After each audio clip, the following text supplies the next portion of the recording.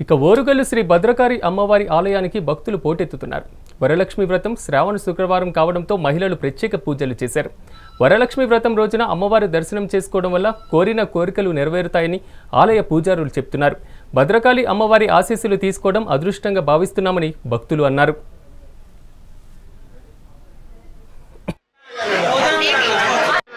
నా పేరు సాహితి. నేను సూర్యాపేట నుండి వచ్చాను. ఇక్కడ అగ్రికల్చర్ కాలేజ్ వరంగల్లో చదువుకుంటున్నాను. మనకు తెలిసిందే వరంగల్ అంటే భద్రకాళి అమ్మ ఫస్ట్ గుర్తొస్తుంది. సో ఇవాళ వరలక్ష్మి వ్రతం నా బర్త్డే విశేషంగా ఈ టెంపుల్కి రావడం జరిగింది.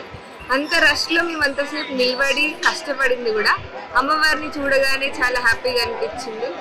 అంటే వర్త్ అనిపించింది నాకు.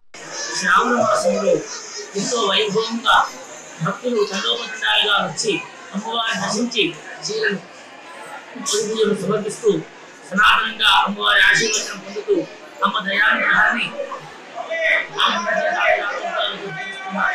అలాగే ఈ సంవత్సరం కూడా శ్రావణ మాసం 3వ శుక్రవారం వరలక్ష్మి శుక్రవారంగా ఈనాడు అమ్మవారిని ధరించడం ద్వారా మన ముఖ్యంగా స్త్రీలకు ఇంద్రాణి